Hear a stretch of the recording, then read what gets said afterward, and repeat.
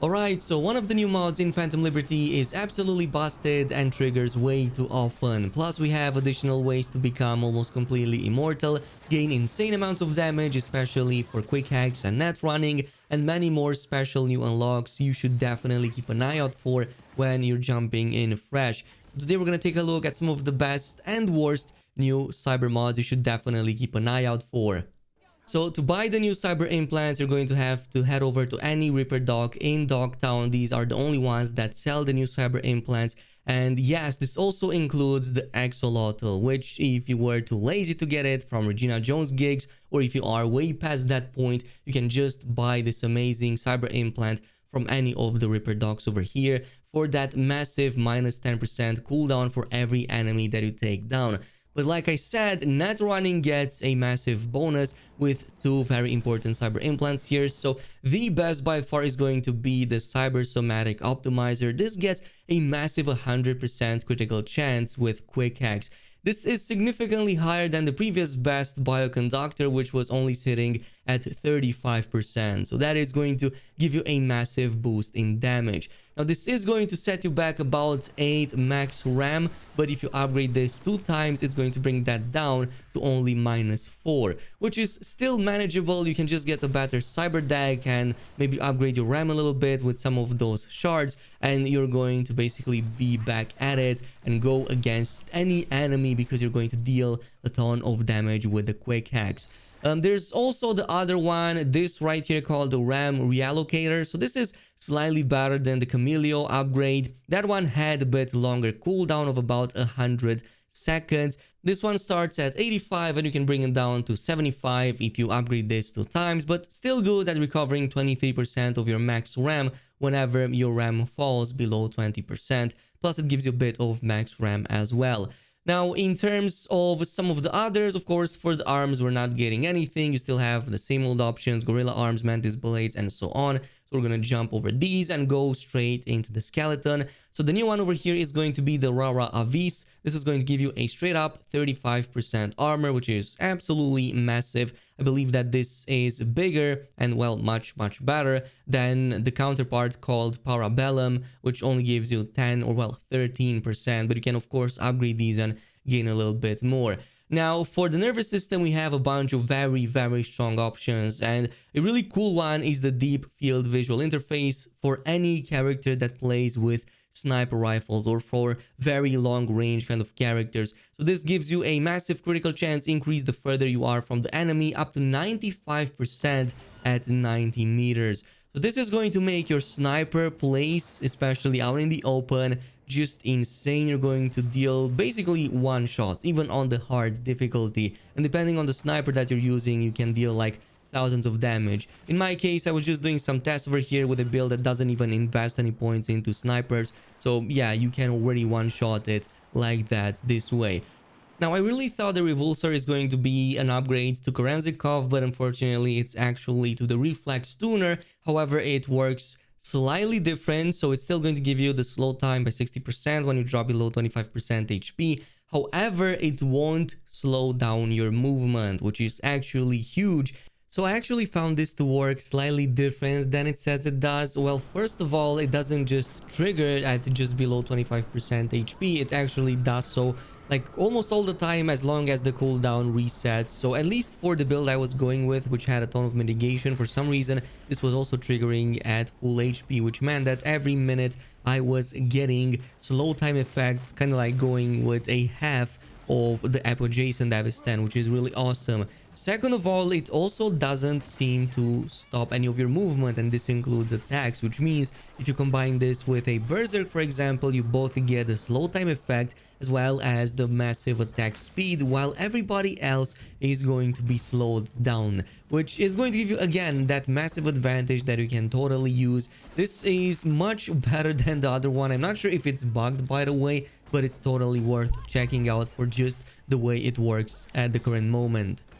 And we also have the Adreno trigger. This just gives you some extra movement speed for 50 seconds when you enter combat. This is actually massive compared to the adrenaline converter, which is only going to give it to you for 7 seconds. So can you imagine like a whole fight to have a massive movement speed? This is going to be a complete game changer for any character that goes in melee. Maybe even like katana playthroughs will definitely benefit from this.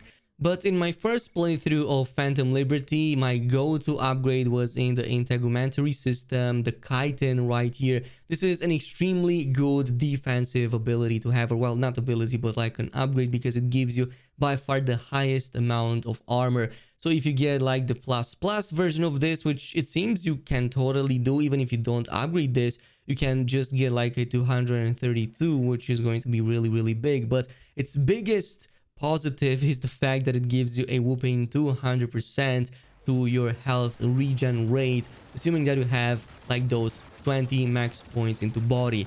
So this is going to make you extremely tanky, and it will make you extremely fast in regenerating your HP. Like as you can see, I can just face tank enemies a lot easier than ever before. They can still pass through my defenses eventually, but this helps so much to resist for longer, especially if you're fighting on harder difficulties, or if you just disengage a little bit, you can recoup that HP faster and then just jump back into fighting. So if you do have the spare capacity to use this, and maybe also the peripheral inverse, these two are amazing, especially for melee characters. So the inverse is actually good because it gives you by far the highest damage reduction, 40% by default, if you just stay close to targets. So this is great again against any enemy when you are playing in melee range, maybe as a katana user, or maybe with the David Martinez build 2.0. Amazing options right off the bat.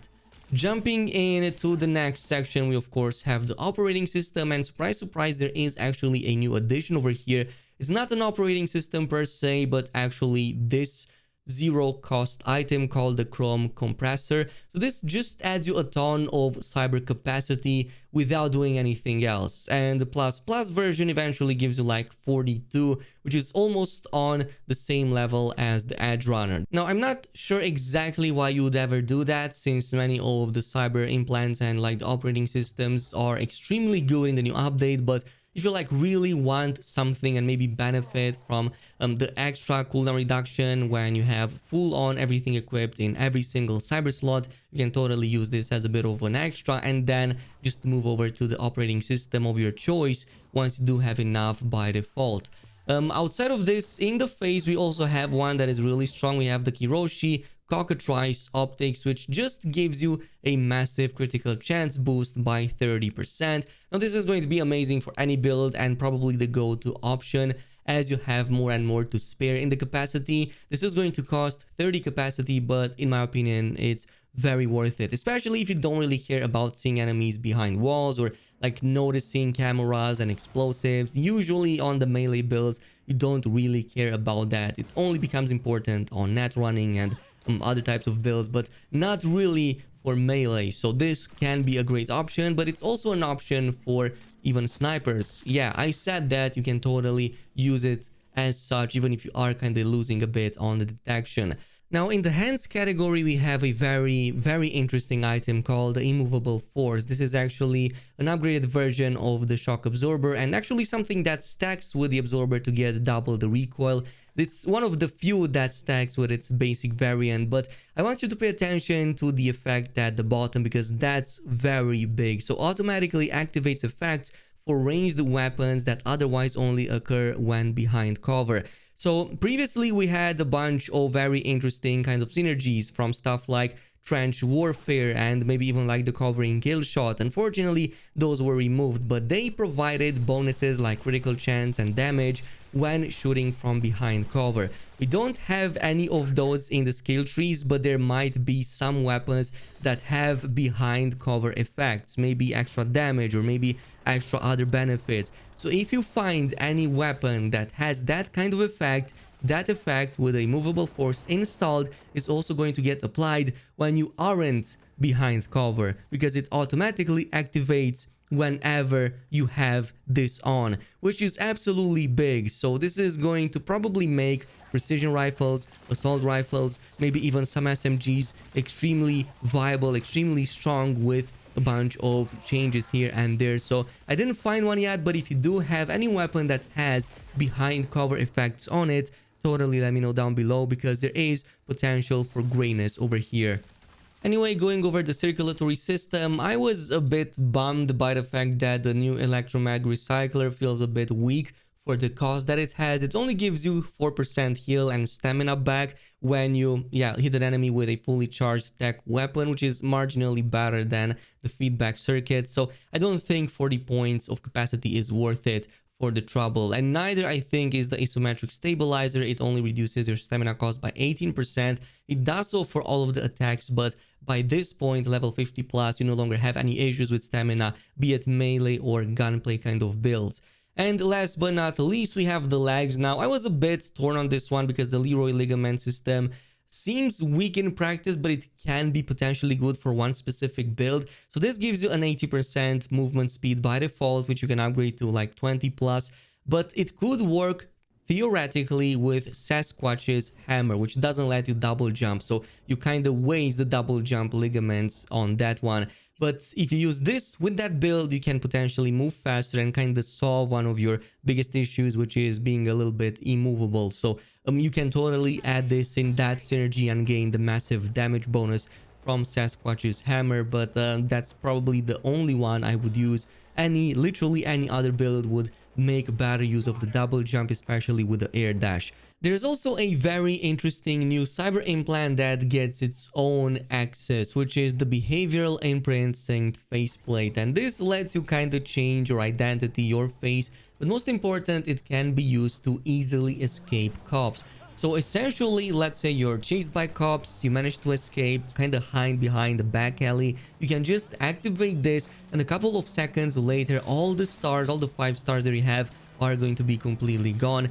It has a massive cooldown, but it's really cool in the way it works. Kind of reminds me a bit of Watch Dogs.